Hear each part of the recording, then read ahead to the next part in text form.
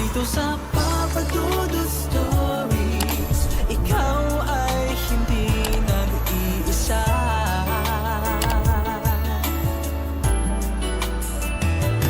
Dito sa Papa Dudut Stories, may nagmamahal sa'yo. Papa Dudut Stories, Papa Dudut Papa Dudut. Sa lahat po ng mga nakatutok ngayon, huwag pong kalimutan mag-like, mag-share at mag-subscribe. Maraming salamat po sa inyong lahat.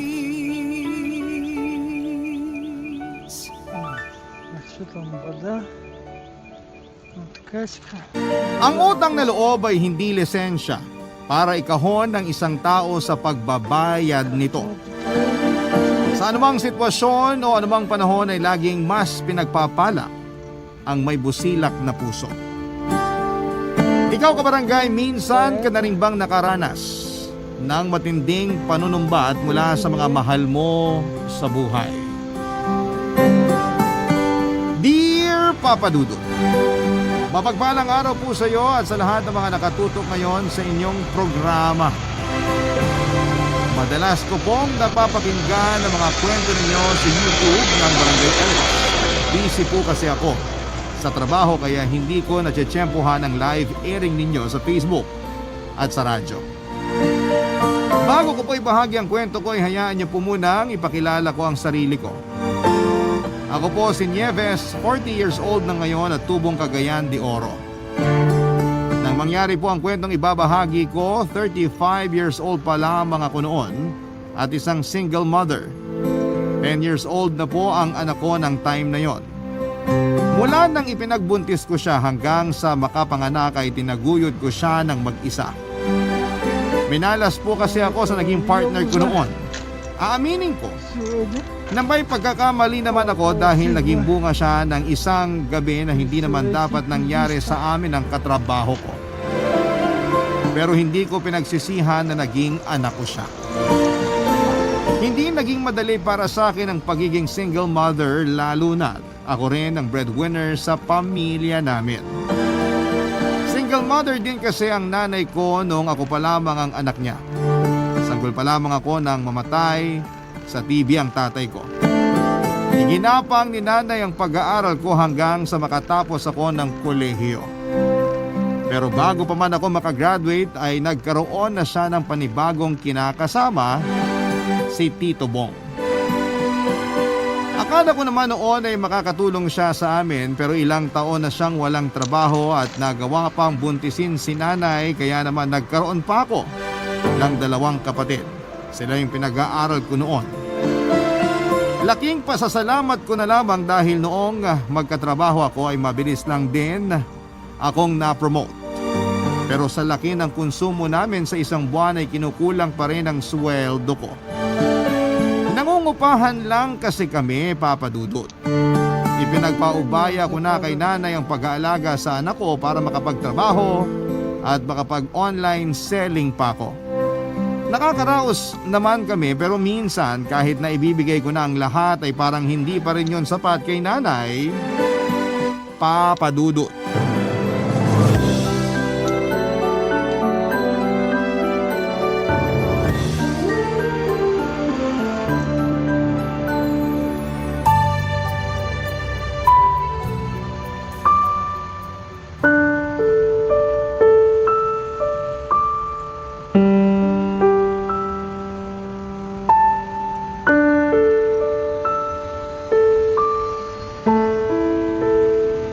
O Nieves, baka naman may naitatabi ka pa dyan. Bigyan mo muna ako kahit 1.5 lang. Saan nyo naman ho gagamitin? Bayad na ho lahat ng bills natin ah. O bakit? Hindi na ba ako pwedeng humingi sa'yo ng pera para sa sarili ko? Baka hindi mo alam kung gaano kahirap mag-alaga dyan sa anak mo. Masyadong maselan. Kala mo anak mayaman kung umasta. Huwag nyo naman hong pagsalitaan ng ganyan yung anak ko. Inaan mo nga yung boses mo. Baka magising yung tito mo. Baka magising? Eh pagkaalis ko kaninang umaga nakahiga na siya dyan sa sopa. Tapos ngayon tulog pa rin? Pagod na pagod lang? Ayusin mo nga yung pananalita mo. Asawa ko yung sinasabihan mo ng ganyan. Asawa? Hindi nga kayo pinakasal kasalan eh. Kung sa bagay, ano nga ba naman yung gagamitin niya sa kasal? Wala naman siyang pera. Wala ring trabaho. Paalam mo... Tumigil ka na! Makapagsalita ka dyan? Sa laki ng utang na loob mo sa akin, wala ka pang karapatan na pagsalitaan ako ng ganyan. Kahit ang tito mo. Makapagsalita nga rin ho kayo sa anak ko. Ganun na lang eh. Di ngayon, alam niyo na ho yung pakiramdam. Alam niyo naman kasing bata, hindi niyo na lang pagpasensyahan. Bata? Marunong na mag-isip yon. Ginusto niya lang mag-inarte. Palibasa, alam niyang ikaw yung nagpapalamon sa aming lahat dito. Nay, tigilan niyo na nga ho yan, please lang.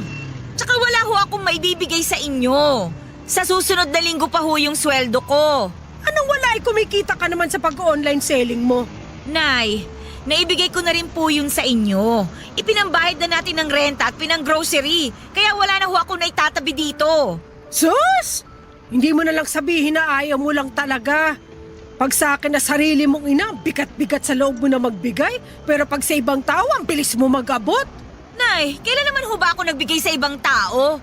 Ha! Magmamaang-maangan ka pa. Kala mo siguro hindi ko alam, no? Ano ho ba pinagsasasabi ninyo? Diba? Mahal! Ano naman ba yung pinagtatalunan nyo ng anak mo? Ang sarap ng tulog ko tapos ang lakas-lakas ng boses nyo. Respeto naman sa nagpapahinga.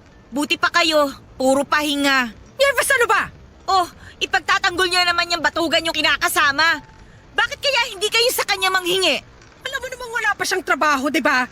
Paano nga ho magkakaroon hindi naman po naghahanap? Sige nga ho, kikita ba siya sa maghapong paghilata niya? Grabe, kulang na nga lang magkaugat siyang likod niya sa kakahiga eh. Grabe ka kung makapagsalita. Porket ikaw lang yung may trabaho rito? Baka nakakalimutan mo. Kung wala kami rito, walang mag-aasikaso sa anak mo. Talagang isusumbat niyo sa akin yan? Kung tutuusin nga, pwede naman akong kumuha na lang ng mag-aalaga sa anak ko eh. Hindi pa mabunganga at mapanumbat katulad ninyo. Itsipwera mo na lang kami basta? Ganun ba? Masyado ka naman makasarili, Nieves. Sige! Gawin mo yon para patunayan na hindi ka talaga marunong tumanaw ng utang na loob. Kung alam ko lang sana na magiging ganyan kagaspang yung ugali mo, hindi na sana kita pinagtapos ng kolehiyo. Ang hirap naman ho magkaroon ng utang na loob sa inyo, Nay. Kung pwede lang nga ho ibalik yung panahon na yon, mas gugustuhin ko pa siguro na maging working student para masuportahan ko yung pag-aaral ko. Hindi sana ako naliligo sa panunumbat niyong araw-araw. Nakakasawa na, Nay. At hindi lang nakakasawa, ha? Nakakapagod din po. Papadudot para kong nauupos na kandila pagkatapos ng sagutan namin ng nanay ko. Hindi ko nga alam kung bakit hindi pa ako nasanay sa ganong eksena gayong halos araw-araw naman yung nangyayari. Totoo naman na siya yung mag-isang nagtaguyod ng pag-aaral ko. Pero mula naman noong magkatrabaho na ako ay hindi ko naman siya nakalimutan. Kahit nga hindi ko na responsibilidad na pag-aralin ang mga kapatid ko sa ina, ay ginawa ko pa rin para ipakita sa kanya na marunong akong tumanaw ng utang na loob ko. Pero kahit na anong gawin ko ay parang hindi pa rin talaga sapat sa kanya, Papa Dudut. Habang nagtatalo kami ng nanay ko, medyo kinabahan ako dahil nabanggit niya ang tungkol sa pagbibigay ko sa ibang tao. Hindi ako sigurado pero mukhang may alam na siya tungkol sa boyfriend ko na hindi ko pa naipapakilala sa kanila. Siya si Rafi, bago naming staff sa opisina. 25 years old na siya at tulad ko ay breadwinner din ng pamilya. Kahit kakapasok pa lamang niya ay naging malapit na kaagad kami sa isa't isa. Hindi ko alam pero magaan talaga ang loob ko sa kanya. Isa pa ay naaantig ang puso ko sa kwento ng buhay niya.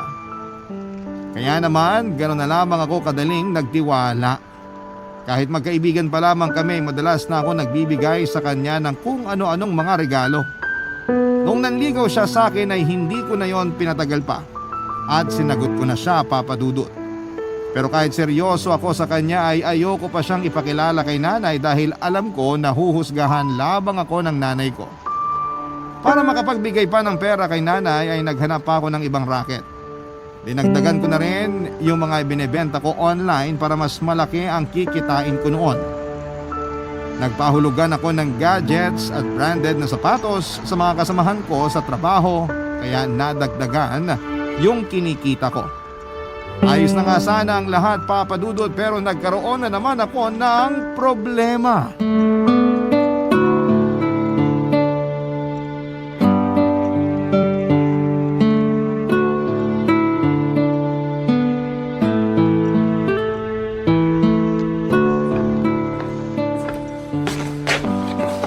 Oh, may bisita pala tayo. Hindi ko man lang nagsabi.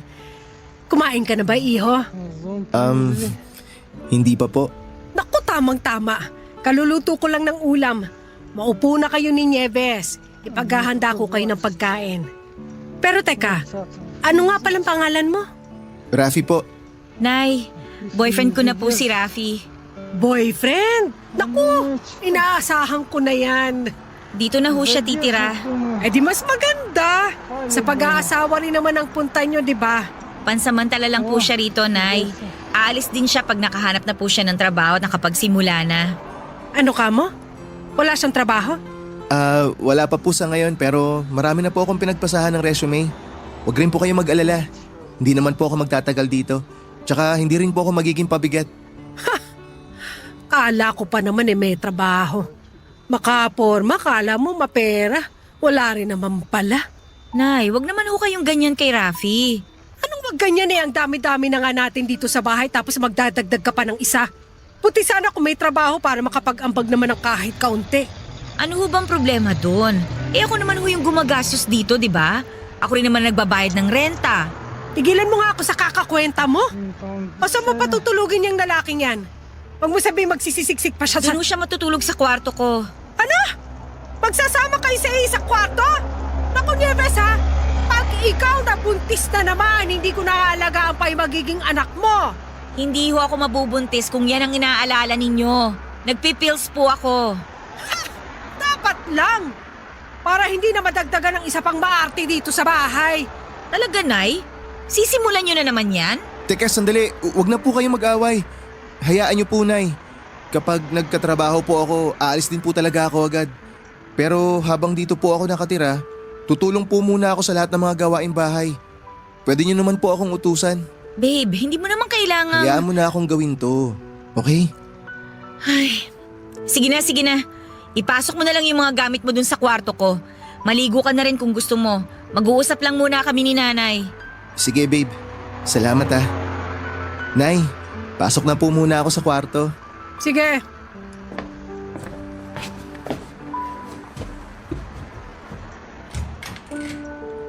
Taga saan ba yung boyfriend mo na yan?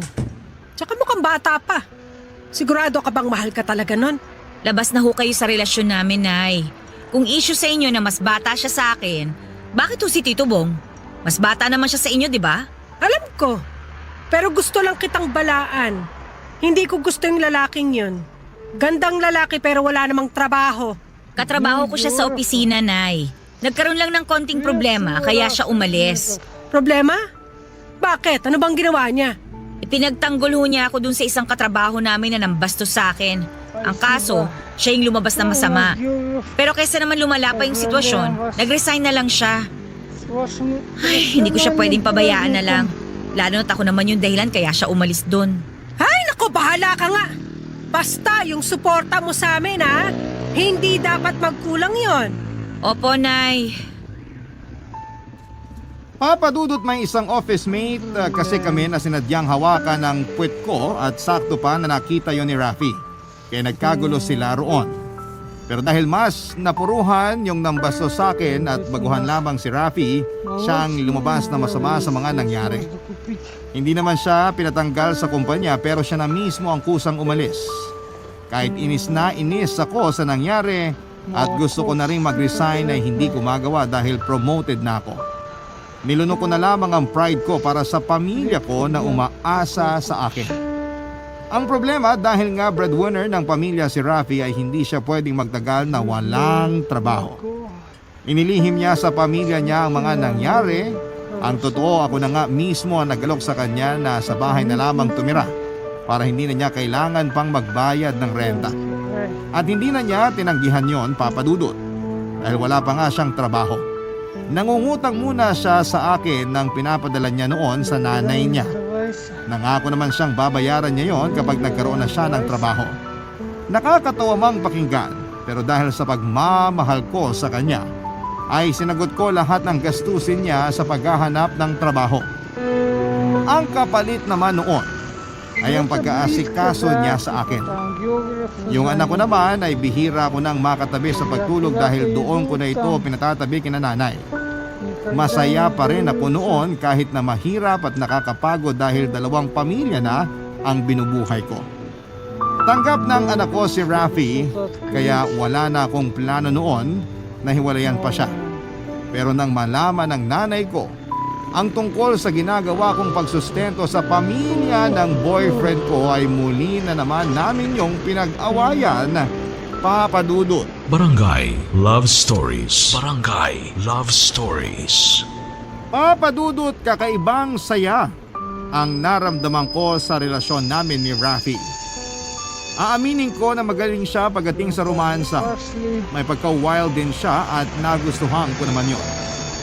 Parang siya po kasi yung nagbibigay ng mga bagong karanasan sa buhay ko. Pakiramdam ko noon ay napaka-espesyal ko sa kanya. Pero hindi ko rin naman maitatanggi na medyo alangan din kaming tignan. Unang-una ay dahil sa malaking agwat ng edad naming dalawa. 10 taon din kasi yon, Papa Dudut. Sa kabila ng agwat ng edad naming dalawa ay masaya pa rin ako na si Rafi ang naging boyfriend ko. At sa sobrang pagmamahal ko sa kanya, aaminin ko na nabulagan ako noon. Lumipas ang 1 hanggang 3 buwan na wala pa ring trabaho si Rafi. Bukod pa roon ay sinasabi na rin ng nanay ko na masyado na siyang nagiging tamad sa bahay. Hindi raw kagaya nung unang linggo pa lamang niya doon na siya pa mismo ang nagkukusang maghugas ng kinainan, naglilinis ng banyo at kung ano-ano pang mga gawain. At napansin ko na rin naman yung katamaran niya dahil madalas ko siyang naaabutang nakahilata sa sofa habang kumakain ng chichirya na kalat-kalat sa sahig pero wala siyang pakiramdam. Wala siyang pakialam kahit na makalakat or makalat sa paligid niya. Pati mga marurumi niyang damit kung saan-saan ko na lamang din napupulot. Umabot na nga po yung sitwasyon namin na hindi lang yung katamaran ni Rafi ang naging isyo sa amin. Kung ano-ano na rin kasi yung pinabibili niya sa akin noon. Mga damit, sapatos, at humihingi pa ng extra money na hindi ko naman alam kung saan niya ginagamit. Lahat ng yon ay dinadaan niya sa lambing, Papa Dudut. Kung ano-anong pinapangako niya sa akin na pinapaniwalaan ko naman. Sa madaling salita ay naging sugar mommy niya ako at nagpauto naman ako sa kanya. Hanggang sa umabot na nga kami sa isang sitwasyon, Papa Dudut, na hindi ko na napigilan ang sarili ko. Napunahin siya sa mga ginagawa niya. Napagod na rin kasi ako noon, Papa Dudut.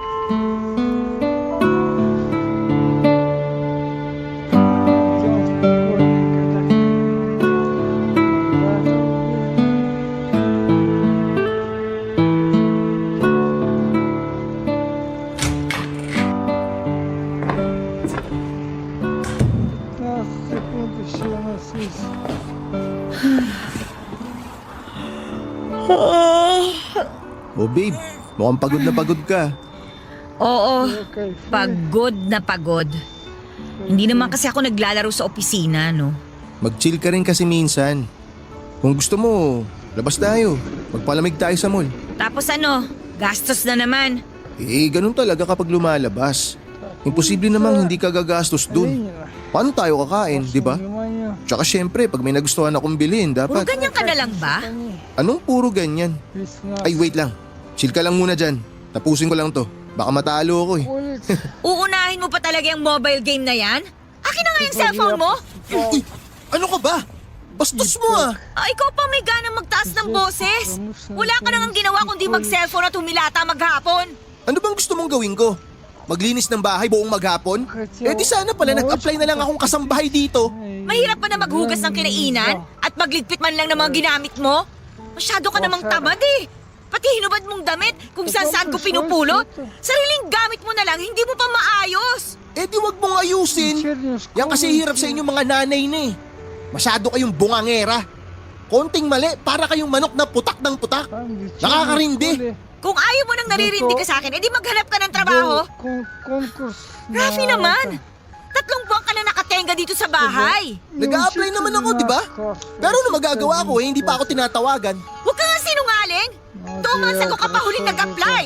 O sige, ipagpalagay nga natin na 2 months ago pa ako nag-apply.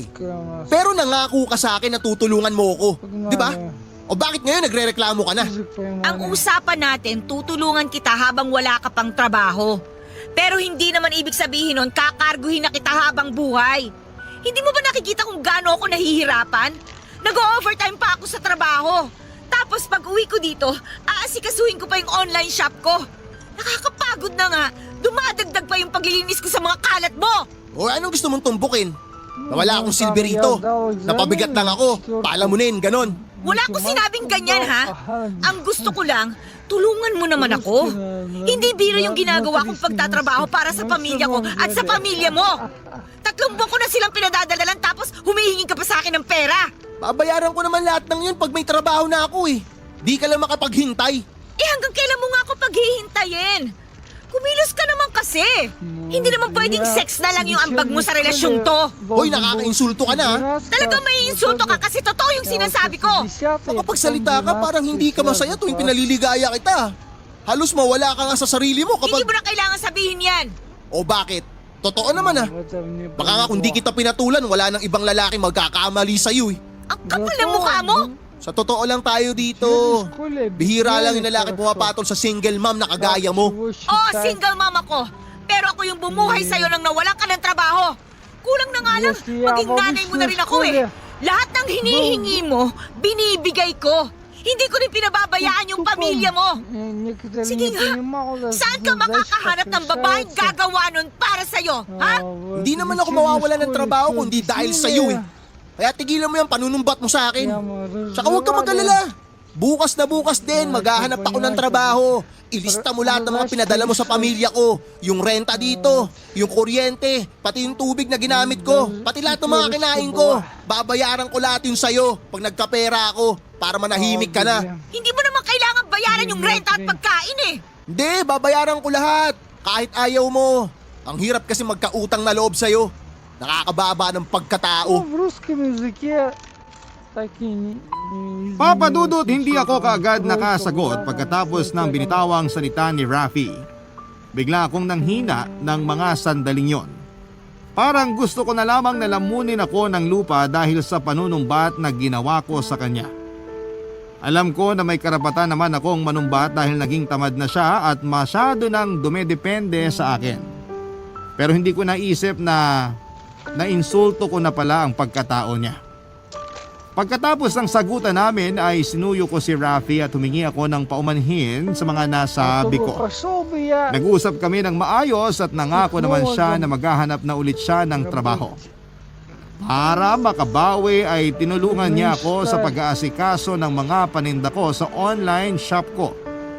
Iniwasan na rin niya ang magkalat gaya ng nirereklamo ko sa kanya.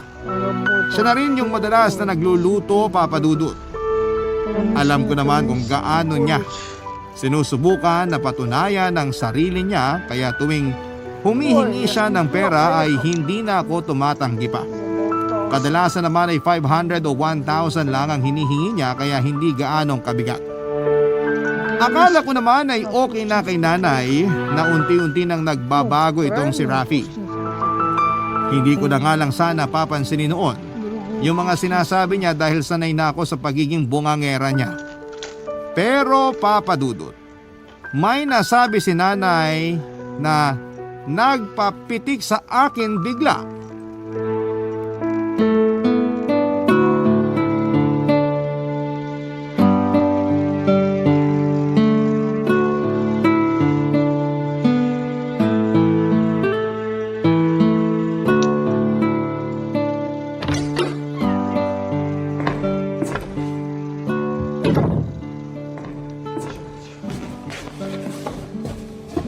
Grabe!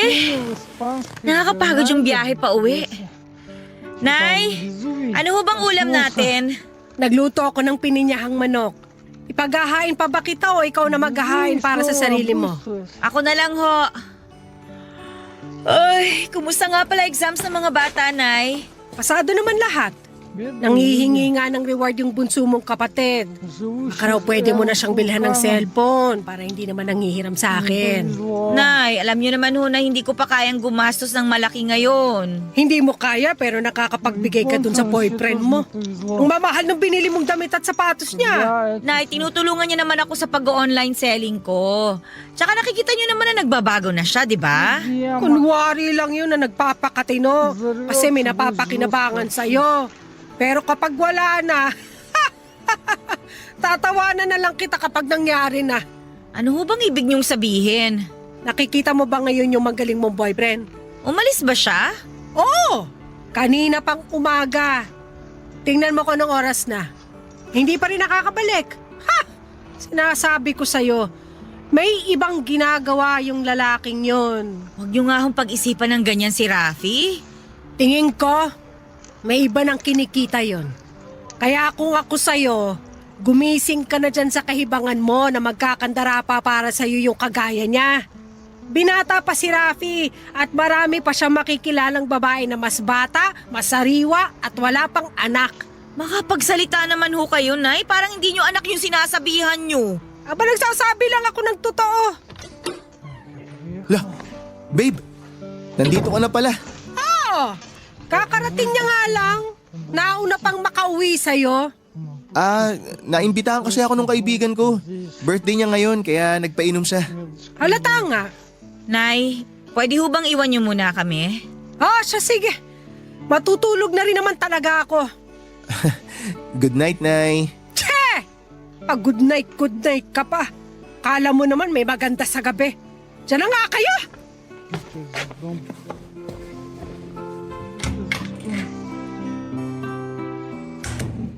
Sungit talaga ng nanay mo, no? Sa bagay, ganun ata talaga kapag menopause na. Bakit hindi ka nagpaalam na may lakad ka pala ngayon? At talagang uminom ka pa, ha? Alam mo ba kung ilang taon na ako? Hindi yung edad mo ang pinag-uusapan dito. Alam ko. Pero sa edad kong to, hindi ko na kailangan magpaalam kahit kanino. Magulang ko nga, di ako pinagbabawalan eh. Pero sana man lang, sinabi mo sa akin kung saan ka pupunta. Hindi naman kita pagbabawalan, Di mo nga ako pinagbabawalan pero nag-aaway naman tayo tuwing uuwi ako. Kaya mas mabuti nang di mo alam. Gaya ngayon, na-surprise ka. Isip bata ka talaga, no? Bata naman talaga tingin mo sa akin eh. Di mo nga ako pinagkakatiwalaan kahit sa ganitong lakad lang. Ikaw lang yung nag-iisip niyan. Ang sa akin lang naman, ipaalam mo sa akin kung saan ka pupunta. Para hindi ako magtaka na wala ka rito. Kung di pa sinabi ni nanay hindi ko pa malalaman na umalis ka pala. Ano pa bang ipinuputok ng butsi mo? Nandito na ako. Nakauwi na ako. Mga kaibigan mo lang ba talaga yung kasama mo? Ayun. Nasabi mo rin yung gusto mong tumbukin kanina pa. Iniisip mo may kasama akong babae? Di tanungin mo yung mga kaibigan ko kung wala kang tiwala sa akin. Wag na. Hindi rin naman magsasabi ng totoong mga yon. Ay, dami mo sinasabi. Alam mo, bahala ka. Isipin mo kung ano gusto mong isipin. Basta ako, matutulog na ako. Malalaman ko rin kung nagsasabi ka nga ng totoo. Papadudot kahit madalas kaming magkaaway ni nanay, ay naniwala ako sa sinabi niya na may ibang ginagawa si Rafi. Hindi kami nag-usap ng boyfriend ko ng gabing yon hanggang kinabukasan. Nagkausap lamang kami ulit noong kailangan na namang magpadala ng pera para sa pamilya niya. Sa pagkakataong yun ay parang ang bigat-bigat na para sa akin na maglabas ng pera. Bukod kasi sa 5,000 na ipinadala ko sa nanay niya, ay humingi pa siya ng 2,000 sa akin. Ang sabi niya ay gagamitin niya raw sa pag-a-apply niya. At noong mga sumunod na araw ay napansin ko na napapadala sa talaga ang paglabas ni Rafi. Kapag nasa bahay naman ay nahuhuli ko siyang pangiti-ngiti habang nagtatype sa cellphone niya. Makalipas ang 1 pang buwan ay natapos na rin ang pagiging tambay ni Rafi. Medyo nalungkot nga ako noon dahil alam ko na kapag may pera na siya ay aalis na siya sa bahay. Nasanay na rin kasi ako noon na magkasama kami sa isang bubong. Yung tipong hindi na namin miss ang isa't isa dahil pag uwi ko naman ay nando na siya. Pero nagkamali ako. After 2 months mula noong magkatrabaho ulit siya ay hindi pa rin siya umalis sa bahay. Pero halos hindi na kami nagkikita. Kadalasan ay madaling araw na siyang umuuwi at kung ano-anong dahilan na lamang ang sinasabi niya sa akin, Papa Dudut. Dahil doon ay mas talong lumakas ang hinala ko na may ibang babae na nga siyang kinikita ng mga panahong yon, Papa Dudut. Barangay Love Stories. Barangay Love Stories. Papa Dudut, magaling magtago ng kalokohan si Rafi. Kahit na nakikialam ako sa cellphone niya ay wala akong nakikitang kakaiba. Pero ang ipinagtataka ko lamang ay lagi naman siyang naka-online. Pero noong tingnan ko ang messenger niya, 3 months ago pa yung latest conversation doon. Napaisip tuloy ako bigla. Bukod sa napapadalas na paglabas-labas ni Rafi ay unti-unti na ring nagbago ang pakikitungo niya sa akin. Parang bigla na lamang siyang nanlamig. Sinadya na rin niya noon na umuwi ng 10 oras ng gabi dahil alam niyang maaga na akong natutulog. Siya na kasi ang nagpapadala sa nanay niya kaya hindi ko na kailangang magdoble kayod ng time na yon. Pinagsabihan na ako ng nanay ko nang tumagal pa si Rafi sa bahay tapos ay hindi naman siya nakikihati sa renta at sa konsumo namin. Sa pagkakaalam ko ay umabot ng 20,000 ang sinasahod ni Rafi pero inuutangan pa rin niya ako. Gaya ng dati, dinadaan na lamang niya sa lambing ang tungkol sa pera ang pinag-uusapan. Hanggang isang araw, Papa Dudut, ay may nasabi sa akin si Tito Bong tungkol kay Rafi.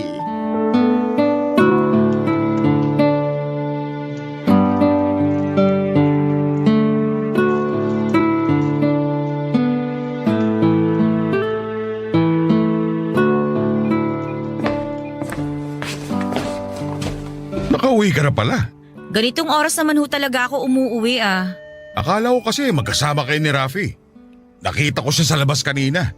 Kala ko nga ikaw yung inaakbayan niya eh. Ano ho? Inaakbayan? Oo! Magkadikit na magkadikit pa nga eh. Kasing tangkad mo kasing babae saka halos magkasing katawan din kayo. Kaya akala ko ikaw talaga yung kasama niya. Tama ba yung narinig ko? Nakita mong may kaakbay si Rafi? Oo mahal. Bumili kasi ako ng antibiotic sa parmasi eh. Tagal ko pa nga nakatambay dun eh. Hindi ko nilubayan ng tingin yung dalawa. Sigurado ho ba kayo na si Rafi yung nakita ninyo? Baka naman ho kamukha lang. Naku, malinaw pa tong mga mata ko. Kaya sigurado ako siya yun. Tatawagin ko pa nga sana pero baka maka-istorbo lang ako. Aba, manluloko naman pala talaga yung boyfriend mo. Sabi ko na tama ang kutob ko. Huwag muna tayo manghusga hanggat hindi pa tayo sigurado. Mag-uusap po kami mamaya. Basta, sigurado ako na siya yun. Kung ayaw mong maniwala, bahala ka. Pinagmamalasakitan ka na nga eh. Wala naman ho akong sinabi na hindi ako naniniwala eh. Gusto ko lang po muna makasiguro bago ko siya kumprontahin. Tama yun.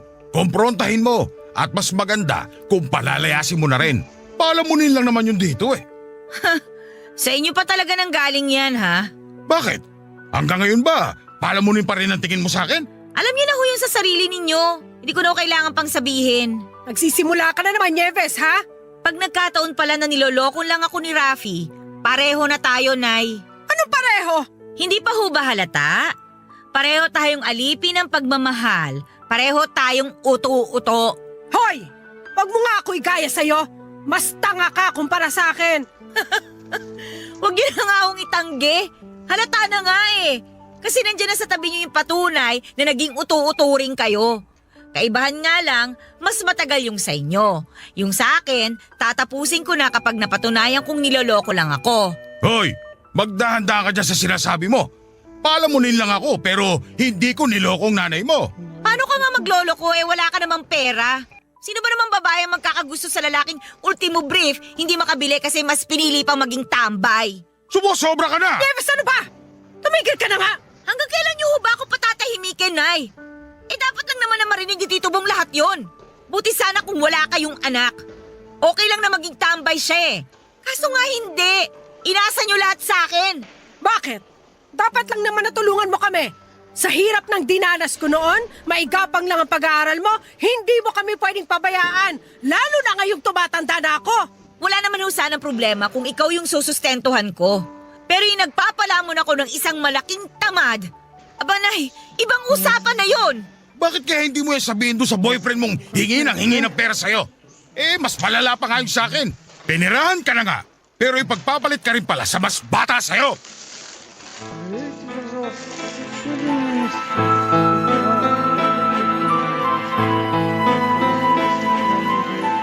Papadudod sa kabila ng mga masasakit na salitang binitawan ko kina nanay at tito mo. Ako pa rin noon ang talo.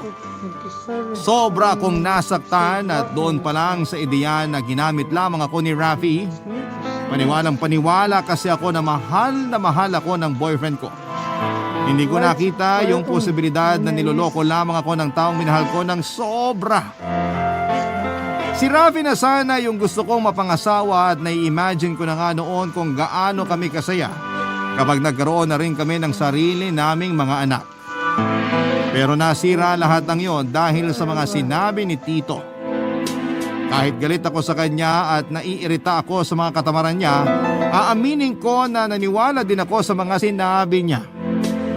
Mahirap tanggapin kaya pinipilit ko pa rin ang sarili ko noon na baka kamag-anak lamang ni Rafi yung kasama niya noong makita siya ni Tito Bong.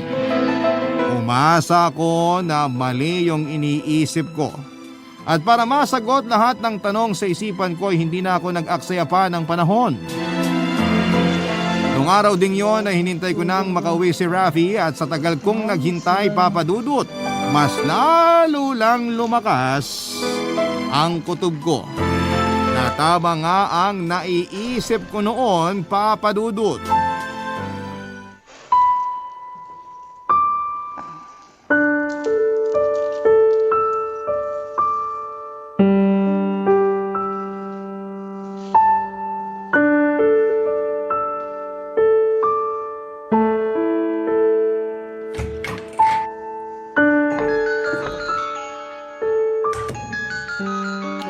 Ginabi ka na naman Ano ka ba?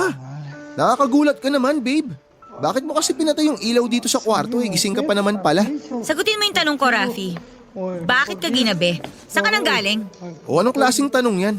Natural sa trabaho. Nag-overtime ako. Talaga? Overtime?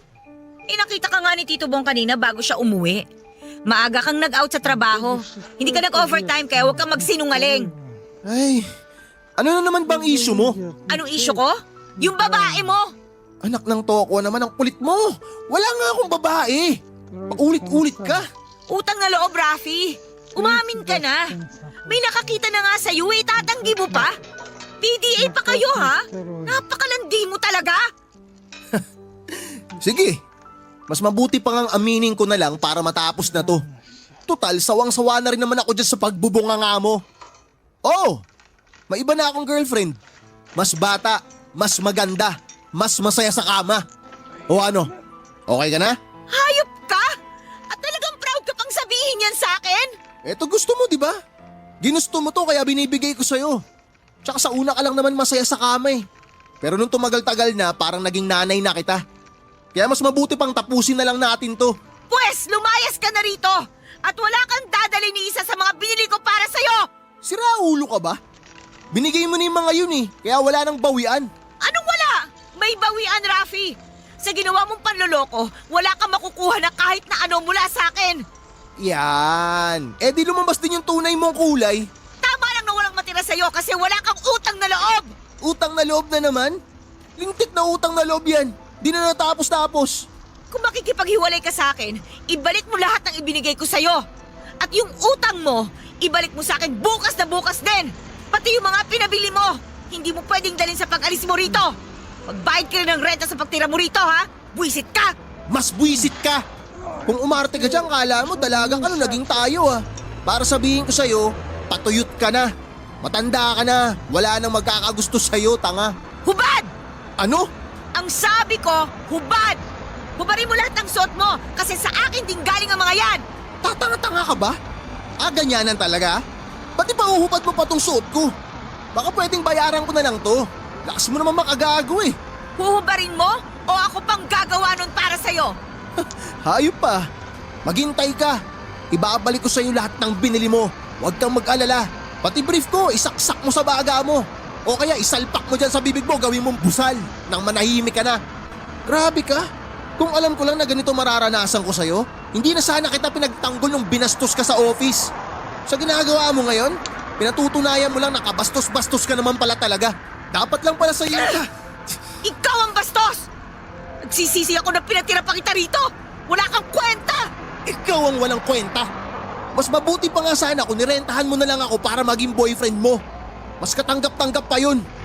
Pero yung tutulungan mo ako tapos babawiin mo rin lahat? Hindi pang tao yon. Hayop lang ang gumagawa nun.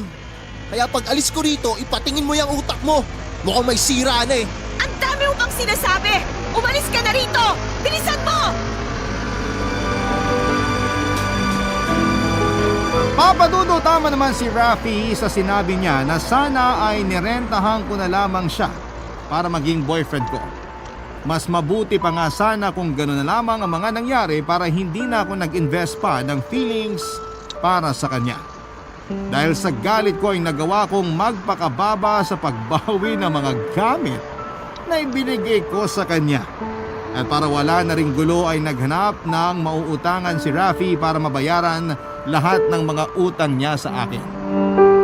Dahil hindi rin maayos ang relasyon ko noon sa pamilya ko ay umalis muna ako kasama ang anak ko. Nangupahan kami sa isang apartment na malapit lamang sa trabaho ko. Kumuha na lamang ako ng kasambahay na mag-aasikaso sa anak ko habang busy ako sa pagtatrabaho. Sa unang pagkakataon sa tanang buhay ko ay naging makasarili ako. Hindi ko pinansin ang paghihingi ni nanay ng pera. Hinayaan ko sila na gumawa ng paraan para makahanap ng pambayad ng renta. 3 buwan din akong napalayo noon sa pamilya ko. At sa panahong yon ay doon ko napagtanto na nagkulang din naman ako at marami din akong nagawang pagkakamali. Sa ngayon ay nagkaayos na kami ni nanay at Tito Bong. Nakahanap na rin si Tito ng trabaho. Natanggap siya sa isang factory kaya kahit papaano ay nakakapag-abot na siya kay nanay.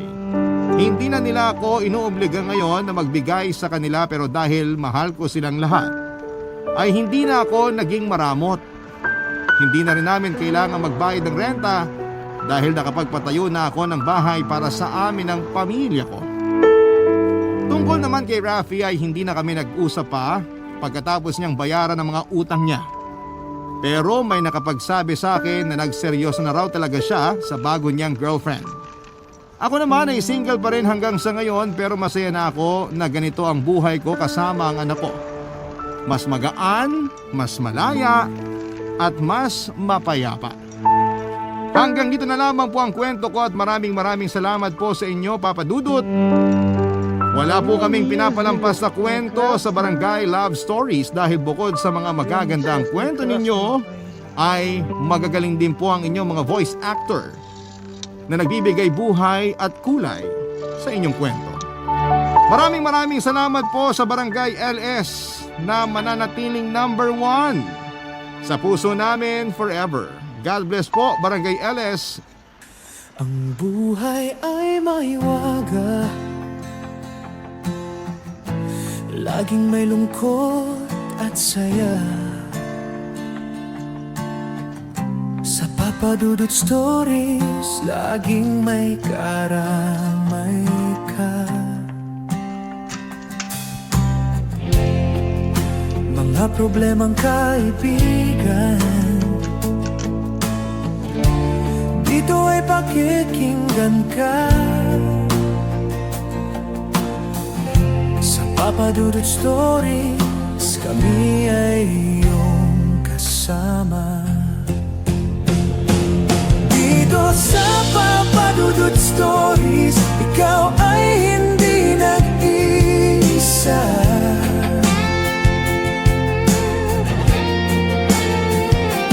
Dito sa Papa Dudut Stories, may nagmamahal sa'yo.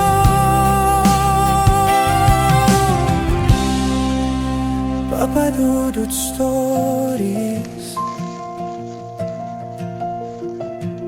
Papa Dudut Stories,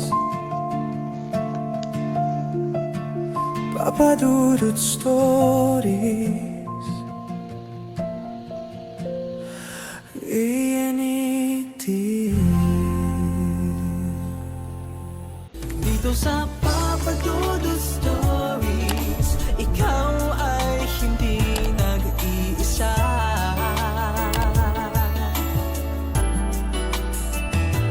Dito sa Papa Dudut Stories, may nagmamahal sa'yo. Papa Dudut Stories, Papa Dudut Stories. Sa lahat po ng mga nakatutok ngayon, huwag pong kalimutan mag-like, mag-share at mag-subscribe. Maraming salamat po sa inyong lahat.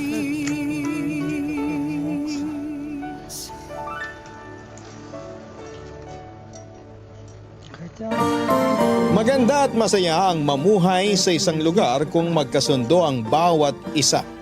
Subalit may pagkakataon na hindi maiwasan ng mga hidwaan na madalas ay nauuwi sa hindi magandang samahan. Ikaw, kabarangay, ano ang estado ng puso at pakikisama mo sa mga tao sa lugar ninyo? Dear Papa Dudut, magandang tanghali po sa lahat ng mga kabarangay natin na nakikinig ngayon. Ako po si Prince, taga Bulacan po ako at dito na ako lumaki, Papa Dudut.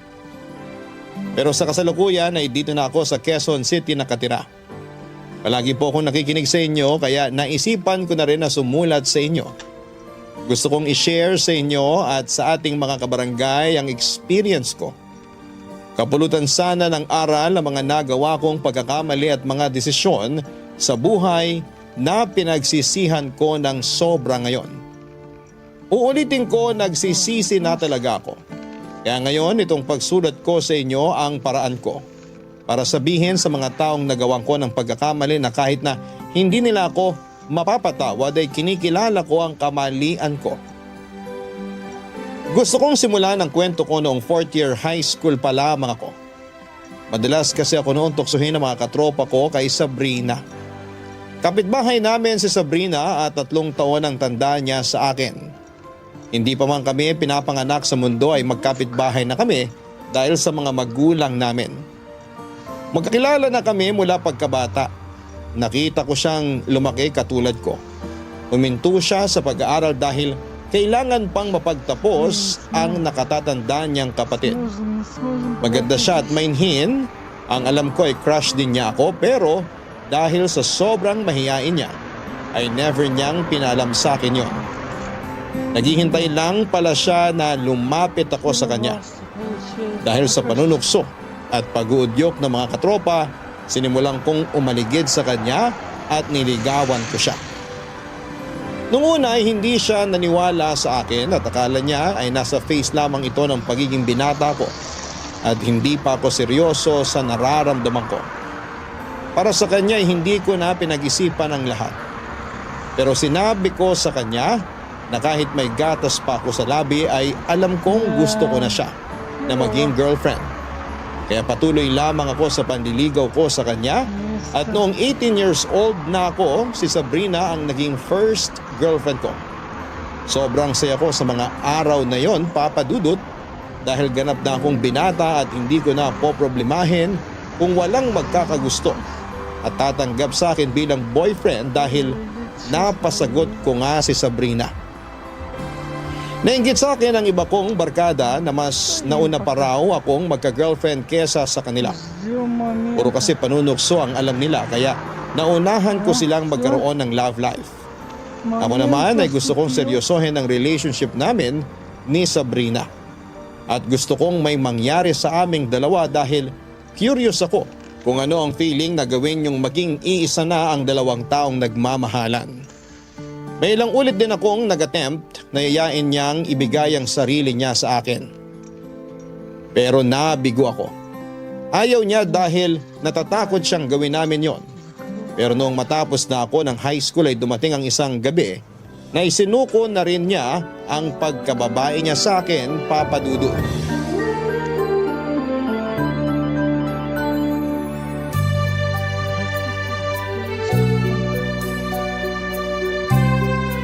Sabrina, salamat ah. Mahal kita. Mahal din kita. Biruin mo. Halos 1 taon na kitang girlfriend pero ngayon lang nangyari to. Masaya ako na Binigay mo na sa akin sarili mo. Mahal kasi talaga kita. Swerte ko naman. At may isang tulad mo na mahal ako ng totoo. Hindi ka naman mahirap mahalin, Prince. Dahil pogi ako, Kapal nito. aminin mo na. Crush na crush mo ako kasi nga ang gwapo ko. Hindi lang naman kita minahal dahil lang sa itsura mo. Ano pa? Dahil mabait ako? Basta. Anong basta? Sabihin mo na. Ngayon pa ba tayo maglilihiman? Nakita na natin lahat ng itinatago ng isa't isa? Ikaw talaga. Alam mo kasi, nakita ko na wala nang dahilan para hindi ko ibigay sa'yo ang sarili ko. Nangyari to kasi mahal na mahal kita. Mahal na mahal din kita. Sobrang saya ko. Hindi pa rin ako makapaniwala. Maniwala ka na. Ginusto natin to. Pakis nga. Masaya ako sa nangyari. Ganun pala yung pakiramdam. Nung una, hindi ko na-enjoy kasi nag-aalala ako sa pwede mangyari pero habang tumatagal, ikaw at ang pagmamahal natin sa isa't isa na lang yung iniisip ko. Ako rin naman. Natakot ako nung umpisa pero napalitan lahat ng saya. Lalo na nung hindi mo talaga tinanggal yung mga mata mo kakatitig sa akin. Ang gwapo mo kasi. Ako lang to. Di sinabi mo rin. Pakipot ka pa kanina.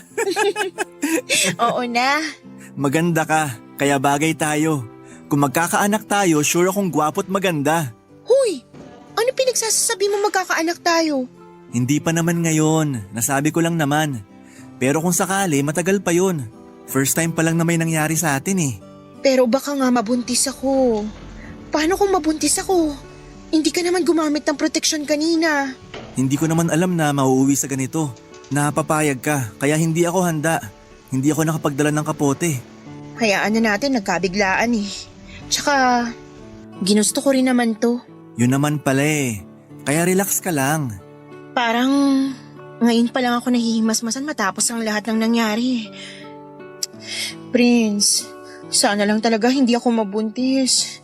Paano kung mabuntis nga ako, Prince? Pananagutan naman kita kung sakali. Hindi naman yan yung inaalala ko. Alam kong mahal mo ko at kaya mo kong ipaglaban sa mga magulang mo pero pareho tayong wala pang natatapos. Paano na pag-aaral natin? Paano na yung future natin? Hindi naman tayo mayaman. Kailangan nating makatapos. Ayoko mabuntis. Hindi yan. Huwag mo na kasing isipin. Kinakabahan ako. Ayoko pa talagang mabuntis eh. Huwag ka na mag-overthink. Natatakot lang ako. Ang isipin mo, mahal natin ang isa't isa. Huwag mong isipin na mabubuntis ka. Kanina lang ang saya natin tapos ngayon, umiiyak ka na. Masaya naman ako eh. Kinakabahan lang talaga ako na baka mabuntis ako. Sige na, tahan na. Mahal kita. Mahal din kita. Ipangako mo sa akin na hindi mo ako iiwan ah. Pangako, hinding-hindi kita iiwan.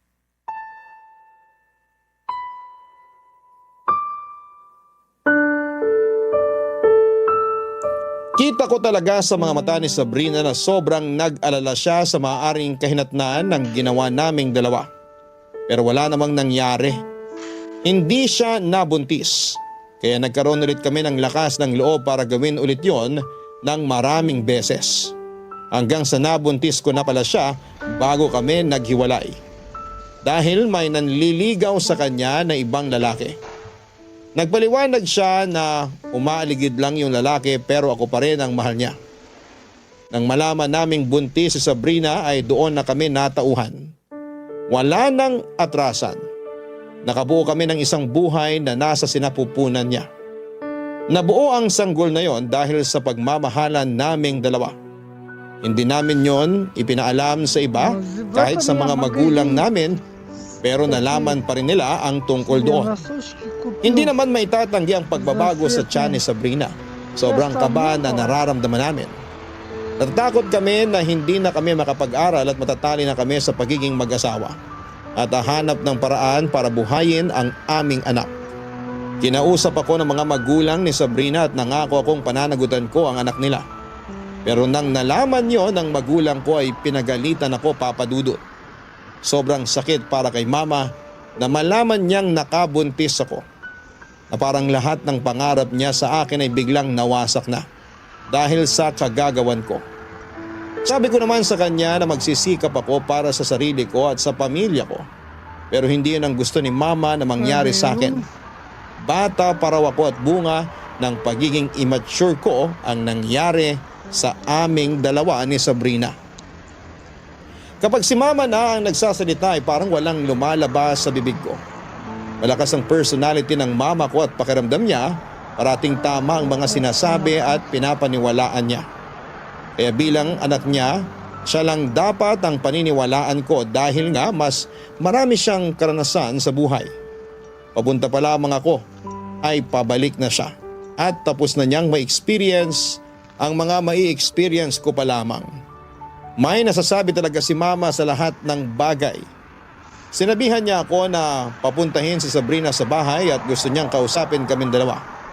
Kahit takot si Sabrina ay nilakasan niya ang loob niya para lang sa paghaharap na yon, Papa Dudut.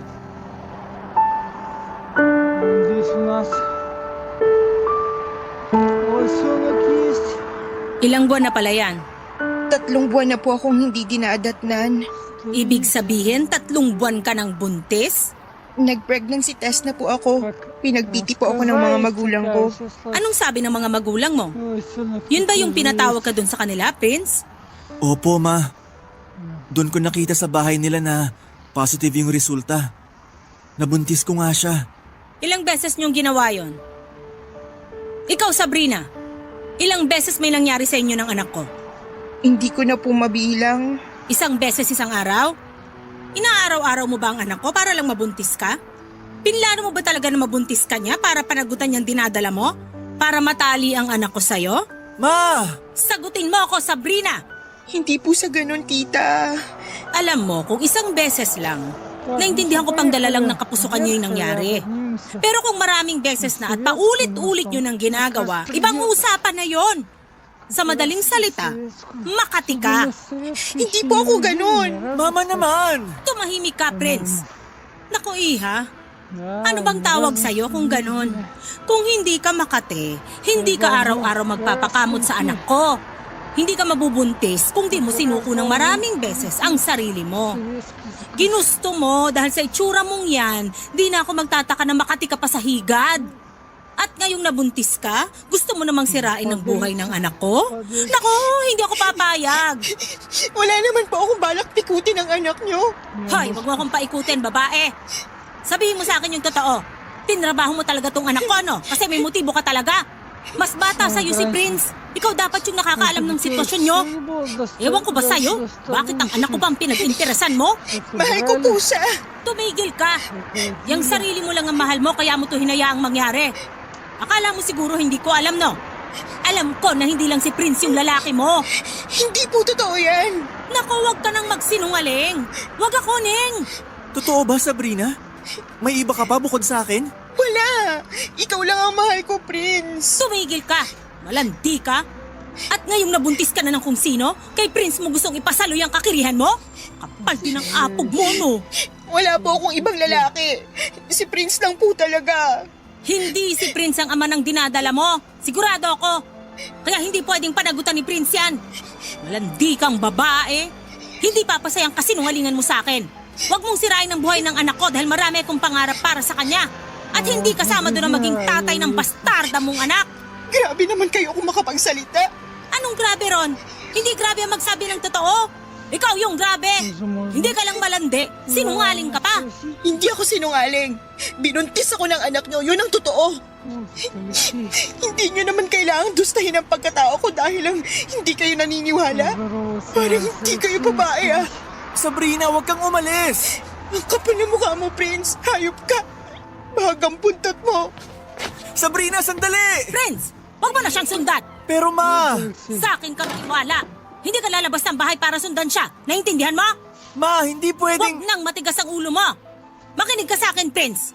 At huwag mong susuwayin itong sasabihin ko sa'yo. Ayoko nang makikipagkita ka sa babaeng yon. Naintindihan mo? Naiintindihan mo? Opo. Huwag kang tatanga-tanga. Tigilan mo na yung kahibangan mo.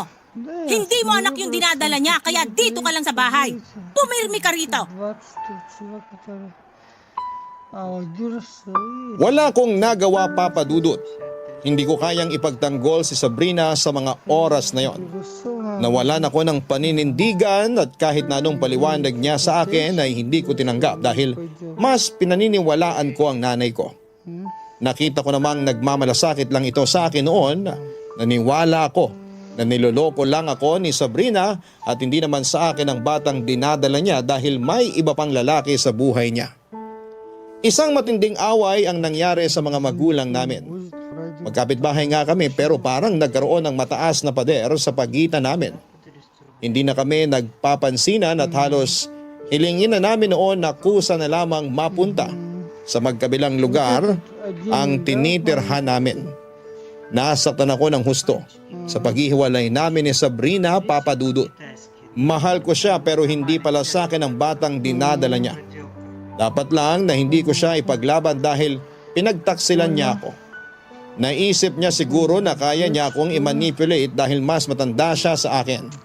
Mabuti na lamang at may magulang pa rin ako na handang punahin ang lahat ng ginagawa ko noon. Pero pagkatapos ng hindi namin pagkakaunawaan ni Sabrina, ay may nalaman ako na nakapagpabago ng isip ko tungkol sa kanya, Papa Dudut. Barangay Love Stories. Barangay Love Stories.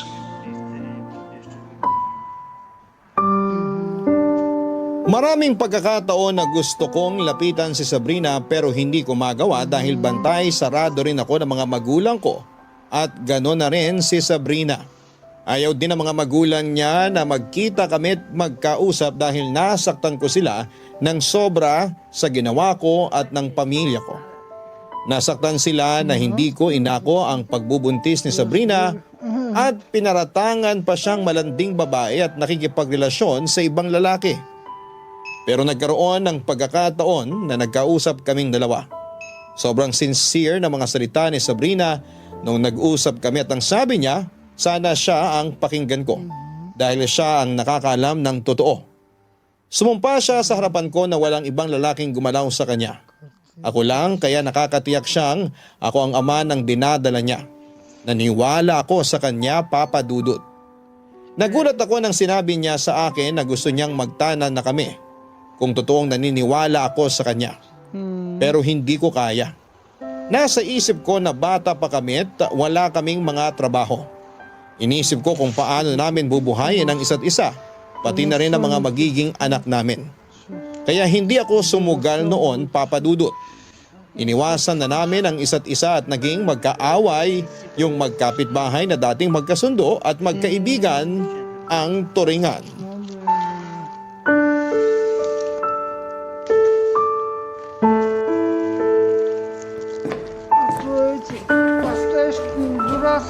Prince! Ma? Tatakas ka na naman, no? Ma! Gusto ko pong puntahan si Sabrina. Bakit? Nangangati na naman ba yung babaeng yon dahil nakapanganak na siya? Huwag mo sabihin gusto mong kamutin. Ma, hindi naman po ganon. O ay ano? Dahil sa bata, ganun ba? Opo, gusto ko makita ang anak ko. Nahihibang ka ba? Hindi ka lalabas ng bahay. Ma, gusto ko makita ang anak naming dalawa. Anak ko yung bata. Hindi mo anak yon. Anak yun ay ibang lalaki na sinabay niya habang kayo pa. Kahit ano pang sabihin nyo, anak ko yung ipinanganak niya. Tumigil ka. Wala kang alam. Nakita ko sa pictures na pinadala sa akin ng tropa ko. Kamukha ko yung bata, ma. Kaya anak ko siya. Kamukha ko siya nung bata pa ako. Naniwala ka kagad sa picture? Anak, lahat naman ng bata parang magkakamuka. Kaya tigilan mo na yung katangahan mo na yan. Ma, anak ko yung anak ni Sabrina. Paano ka nakakasiguro? May pambayad ka ba ng DNA test ng bata? Sige, ipagpalagay nating mapapa-DNA test mo yung bata.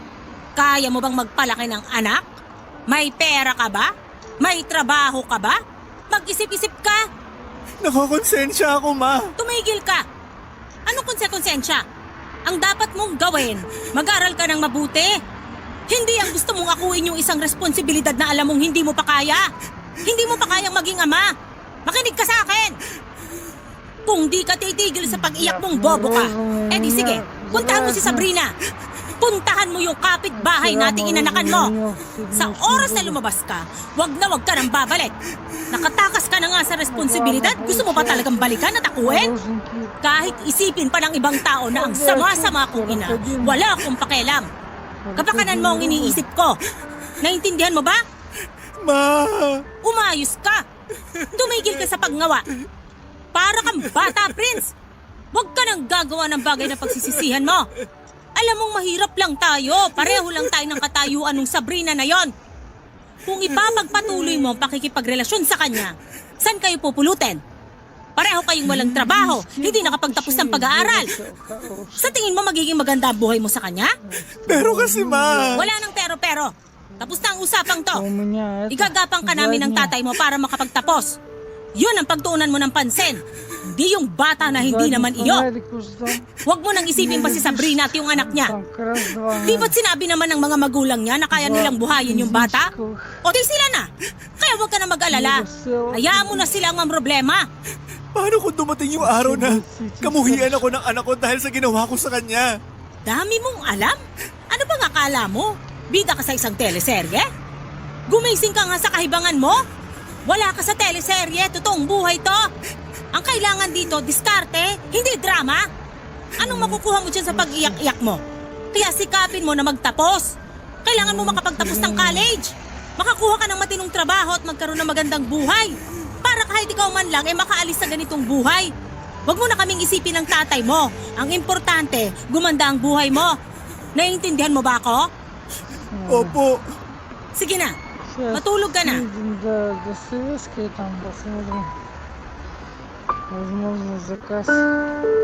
Pinakinggan ko si Mama Papa Dudut.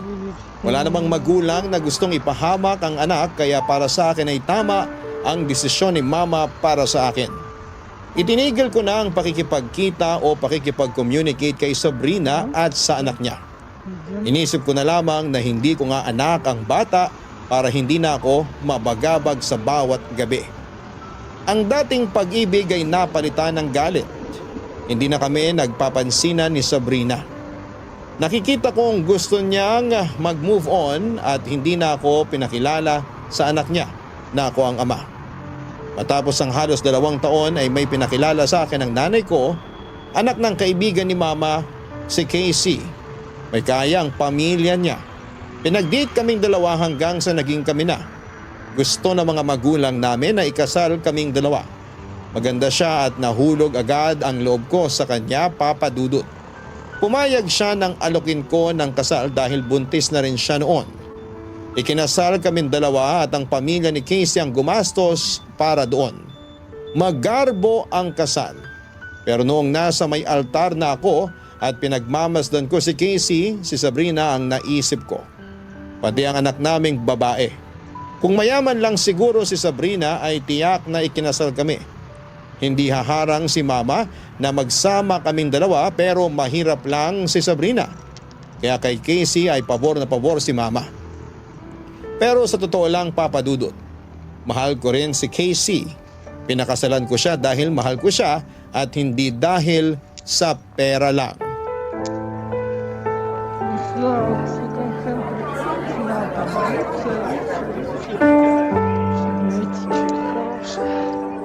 Sobrang saya ko, mahal. Kuritin mo nga ako. Parang nananaginip lang ako. Casey, hindi mo na kailangan pang kurutin. Eto, hahalikan na lang kita. Mwah! Lahat ng to hindi pa naginip. Kasal na tayong 2, mahal. Asawa na kita. Magiging magulang na tayo soon. Sana maging maayos yung panganganak ko. Kinakabahan na talaga ako. Ano ka ba? Huwag kang kabahan. Kaya mo. Nandito lang ako. Hindi kita iiwan. Babantayan kita, pangako yan. Thank you, Prince. Ako dapat magpasalamat sa'yo. Tsaka sa totoo lang nahihiya ako. Kasi itong kasal natin, pamilya mong gumastos sa lahat. Pero kung tutuusin, kami dapat ang sumagot nito kasi ako yung lalaki. Huwag mo nang isipin yon.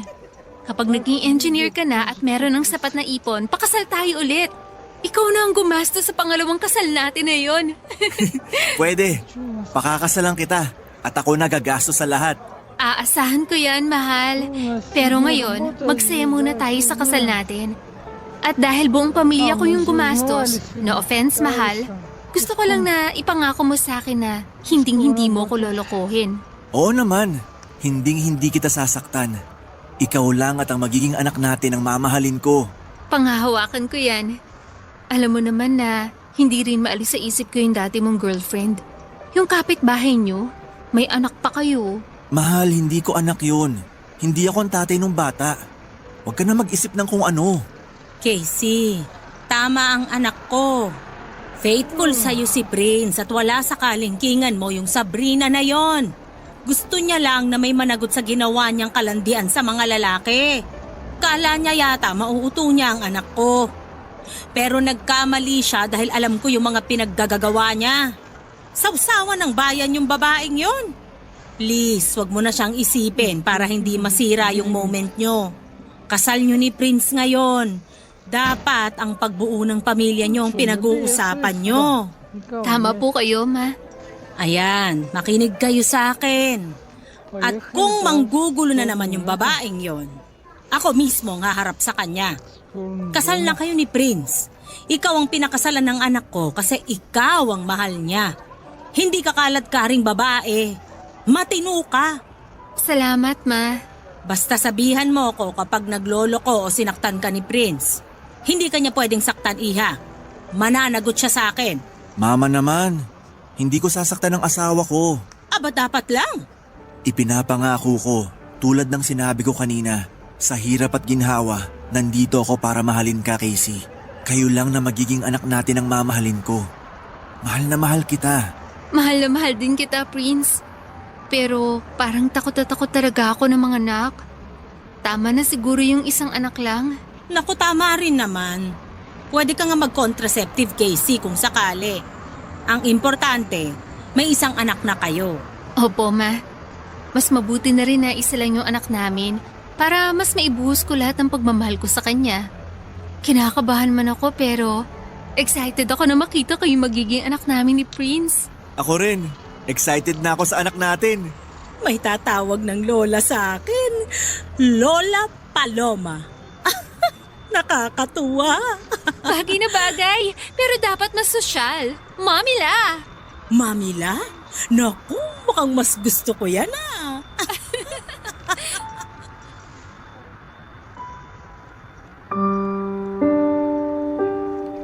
Papadudot mahal ko si Casey. Nagpakasal ako sa kanya hindi dahil sa katayuan ng buhay. Totoo pong mahal ko siya pero nang panahon na yon, masakit sa akin ang ginawa kong pagdideny sa anak namin ni Sabrina. Dahil parang nakikita ko noon ang sarili ko sa bata habang lumalaki ito. Nagsinungaling lang ako sa harap ni Casey para iparamdam sa kanya na totoo ang pagmamahal ko. Minsan talaga ay kailangan nating magsinungaling para pagtakpan ang lahat. Para hindi maramdaman ng tao na hindi tayo totoo sa kanila. Minsan kasi, ang kasinungalingan pa yung nagbibigay ng katotohanan para sa kanila. Nung pinanganak na ni Casey ang anak namin ay mas naging matibay ang paninindigan ko na siya lang ang mamahalin ko. Hindi ko na dapat isipin na magkaroon pa kami ng relasyon ni Sabrina o ng anak namin. Buo na ang loob ko, papadudot, na burahin na si Sabrina at ang anak namin sa buhay ko. Kahit magkapitbahay lang kami, para sa akin ay wala kaming nakaraan. Sinisiguro ko na lang na maayos ang binuo kong pamilya. Dahil pareho na kaming bata ni Casey at hindi nakapagtapos ng pag-aaral, ay napilitan akong magtrabaho. Pinagawan kami ng mga magulang niya ng internet cafe para may mapagkunan kami ng panggasto sa araw-araw at para hindi naman ako magmukhang batugan. Huminto si Casey sa pag-aaral dahil kailangan niyang alagaan ang anak namin. Pareho kaming huminto sa pag-aaral dahil ako naman ang nagbabantay ng internet shop. Tanggap kong ganoon talaga ang buhay, lalo na may pamilya ka nang binubuhay. Sa ganitong sitwasyon, lalo na kung umiiyak ang anak namin ni Casey, ay nakokonsensya ako sa ginawa ko sa anak namin ni Sabrina. Pakiramdam ko noon ay napakasama kong tao at mas lalo bilang ama sa bata. Pero wala na akong magawa dahil hindi naman ako nagpakaama.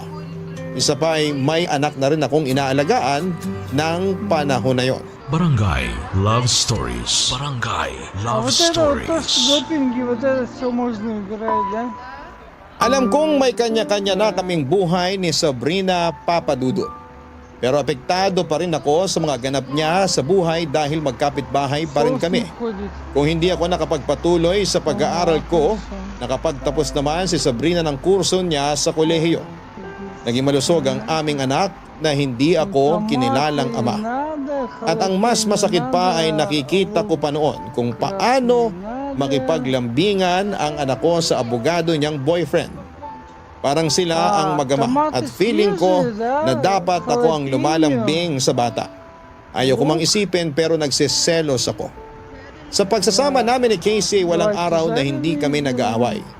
Nagsiselos siya tuwing may pagkakataong nahuhuli niya ako na tumitingin kay Sabrina kahit na hindi naman yon sinasadya. Hindi naman niya tinatanggap kahit na anong paliwanag ko. Inuulit niya sa akin na ang pamilya niya ang nagpapakain sa amin, ang nagbigay ng pagkakakitaan namin. Pero pinagtatrabahuhan ko naman.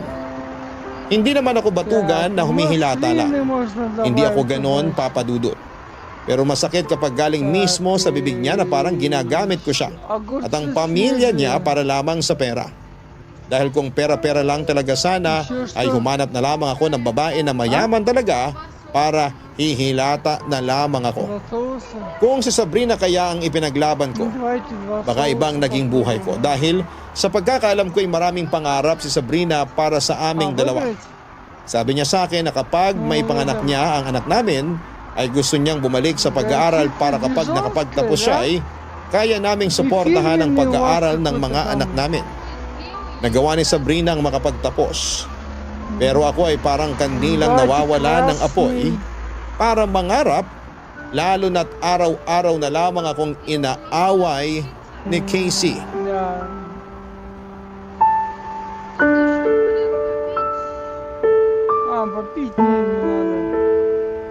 Nakita kitang patingin-tingin sa Sabrina na yon. Hanggang ngayon ba, mahal mo pa rin siya?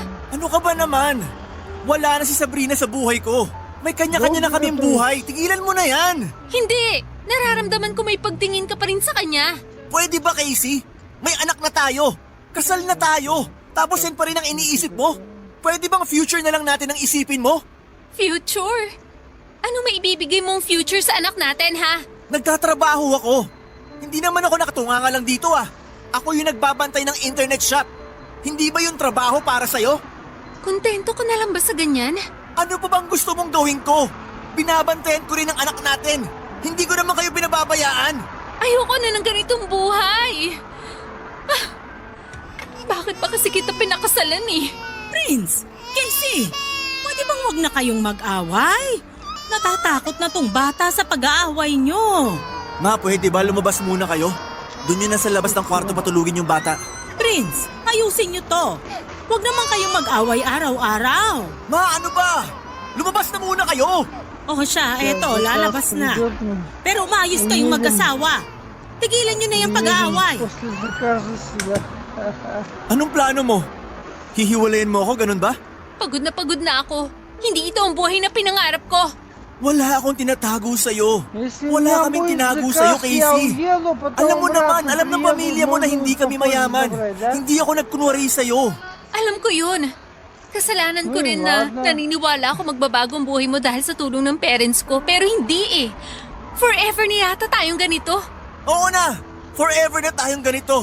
Forever na akong ganito. Nagbabantay sa internet shop, walang natapos, walang future. Ganito na ako. Okay ka na? Hindi ako okay. Ayoko ng ganito. Anong ayaw? Gusto mo nga akong hiwalayan. Bakit? Hindi ba ito naman yung gusto mo? Para maakit mo na yung Sabrina na yon at maging kayo ulit? Nakapagtapos na siya ng pag-aaral, pwede na siyang tanggapin ng mama mo. Bakit mo ako sinampal? Ang kapal na mukha mo. Masakit bang marinig yung totoo? Casey, sorry. Hindi ko sinasadya. Huwag mo akong hawakan! Sorry, mahal. Huwag mo akong hawakan! Ilang beses mo na ako sinaktan, Prince. Ilang beses mo pa akong kaisaktan, ha? Kasalanan mo naman eh. Ano? Ako? Ang kapal talaga ng mukha mong hayop ka! Siguro nga mali lang talaga yung naramdaman ko sa'yo noon. Sana talaga hindi na kita pinakasalan. Kung alam ko lang na magiging impyerno yung buhay ko ngayon kasama ka, hindi na sana kita pinakasalan. Kung ganito rin naman, na araw-araw mong ipapamukha sa akin na wala akong kwenta, na wala akong mararating sa buhay kasi mahirap lang ako at di rin nakapagtapos sa pag-aaral. Sana nga, hindi na kita pinakasalan! Ayoko na! Hindi na ako masaya! Hindi ako naging masaya sa'yo! Ano? Tama ba yung narinig ko na maghihiwalay kayo? Opo, hindi ko na po kaya makisama sa anak nyo. Wala na ngang may pagmamalaki. Nananakit pa ng babae. Casey! Prince! Ano ba naman kayo? Huwag kayong maghiwalay! Tama na, Ma. Kung ayaw na ni Casey, titigilan na tong kagaguhan na to. Ayoko na rin. Tama lang na maghiwalay na kaming dalawa. Dahil sawang-sawa na ako sa bunganga niya. Tuluyang kaming naghiwalay ni Casey Papadudut. Isinama niya ang anak namin, pinasara din ng mga magulang niya ang internet cafe at ibinenta ang lahat ng computers. Nawalan ako ng hanap buhay at parang nawalan na rin ako ng buhay. Hindi ko na rin nakikita si Sabrina dahil lumipat ito ng tirahan dahil sa kanyang trabaho. Ang anak naman namin ni Sabrina ay naiwan sa bahay nila. Kapag may pagkakataon ay nilalapitan ko ang bata pero ayaw nitong lumapit sa akin. Lalo na nang makita ko ng lola nito. Galit pa rin sila sa akin at ayaw nilang lapitan ko ang anak ko. Walang araw na hindi ako pinagsasabihan ng nanay ko na mali ang ginawa kong pakikipaghiwalay kay Casey. Para siyang sirang plaka na ayaw ko ng pakinggan. Hanggang sa dumating ang araw na nakita ko si Sabrina. Gusto ko siyang makausap noon para pag-usapan ang lahat ng nangyari sa amin. Pati na rin ang mga kasalanan at pagkukulang ko sa kanilang mag-ina. Kaya nang magkaroon ako ng pagkakataon noon na makausap siya ay hindi ko na yon pinalampas pa. May parte pa rin kasi sa akin na gusto kong magkabalikan kaming dalawa. Lalo na't wala ng pag-asa ang relasyon namin ni Casey Papadudut. Sabrina, hintayin mo ako. Huwag mo naman akong deadmahin. Prince, pwede ba wag mo na akong lapitan? Sabrina, mahal pa rin kita. Hindi ko kailangan yan. Hindi ko kailangan yung pagmamahal mo. Kapag di mo pa ako tinigilan, hindi lang sampal yung aabuti mo sa akin. Sabrina naman, nagmamakaawa ako. Mahal pa rin kita. Hindi mo ba naririnig yung mga pinagsasasabi mo? Nakakaya sa mga taong nakakarinig sa mga kasinungalingan mo. Sabrina, totoo. Mahal kita. Balikan mo na ako. Wala na kami ni Casey. Hindi ka na talaga natuto. Hindi mo ako mahal at mas lalong hindi mo mahal yung anak ko. Sarili mo lang yung mahalaga sa'yo. Kung noon, kaya mo pa akong utuin, pwes hindi na ngayon. Matagal na akong nagising sa bangungot na yon. Bigyan mo ako ng second chance, please. Hindi ka ba nakakaintindi? Wala lang chance. Tapos na tayo. Aaminin ko, minahal kita noon. Kaya nga binigay ko sa yung sarili ko ng paulit-ulit hanggang mabuntis mo ko. Pero mali na minahal kita kasi di mo deserve yun. Nagkamali ako. Si Mama kasi... Huwag mo nga siyang isali sa usapan. Alam kong ayaw ng nanay mo sa akin kasi ayaw niya sa kauri niya, sa isang pobreng tulad ko. Taas din ang tingin ng nanay mo sa sarili niya, no? Nakakatawa. Meron pala talagang pobreng mata pobre. Kapal ng mukha niyong dalawa. Pero nagising na ako. Hindi na niya ako kayang diktahan. Prince, huli na ang lahat. Wala nang second chance para sa atin at may boyfriend na ako. At kahit nagkataon na wala akong boyfriend, hindi na ako papatol sa'yo. Hindi ako papatol sa isang lalaking may asawa na. Hindi pa ako ganun kadesperada para magpakatanga sa isang katulad mo. Wala na.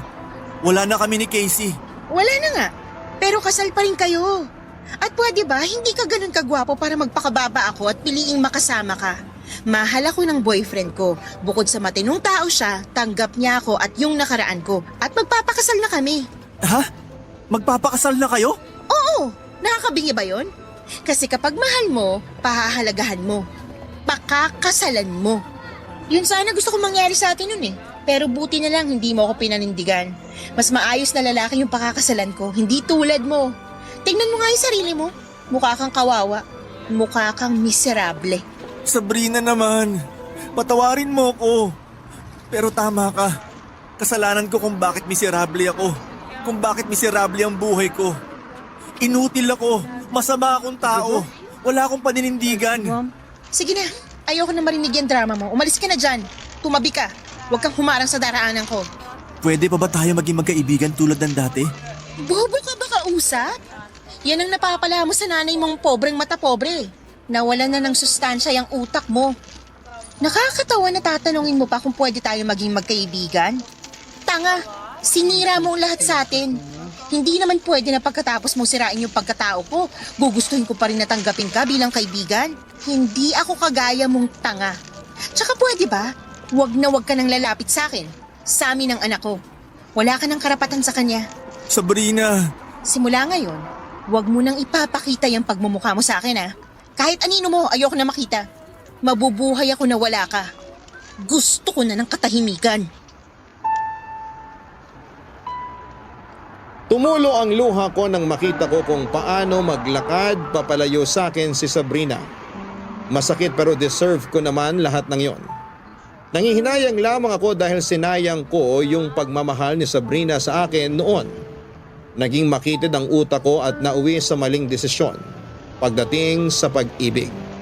Kaya naisip kong pumunta na lamang dito sa Manila para humanap ng trabaho at magbagong buhay. Natanggap ako sa construction, Papa Dudut. Gusto kong makaipon at magpatuloy sa pag-aaral. Gusto kong magbigay ng sustento sa mga anak ko pag nakatapos na ako ng pag-aaral. Gusto ko silang pag-aralin gamit ang sarili kong pera. Papa Dudut, gusto ko talaga na kapag lumaki na ang mga anak ko ay hindi sila makapag-asawa ng tulad ko. Sana'y makatagpo sila ng matino at kaya silang ipaglaban. Hindi tulad ko na isang duwag at sa ngayon ay hindi na ako tumitingin sa babae. Ayaw ko nang makasakit pa at makasira pa ng buhay.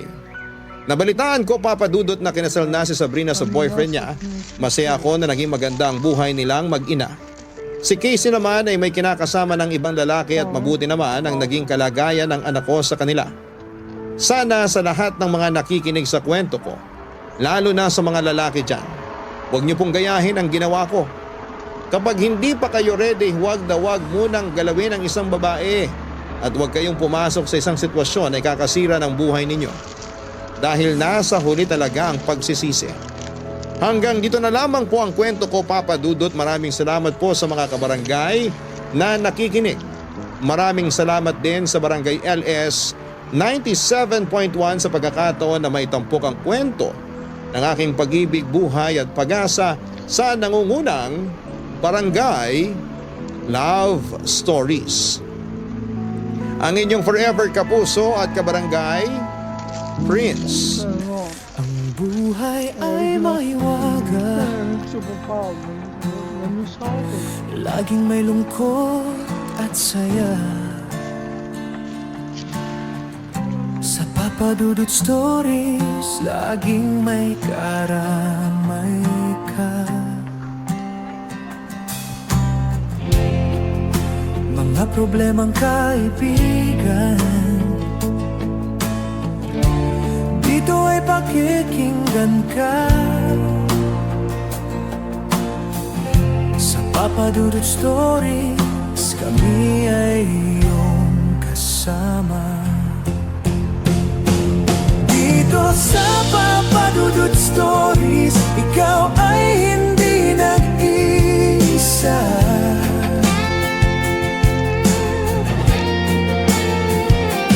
Dito sa Papa Dudut Stories, may nagmamahal sa'yo.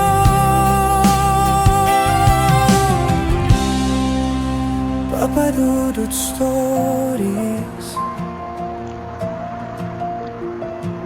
Papa Dudut Stories, Papa Dudut Stories. Unity.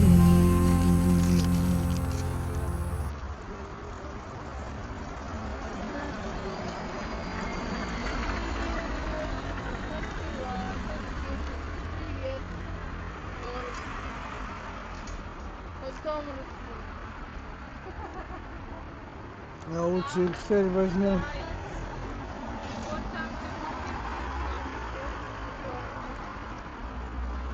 Google Mesta.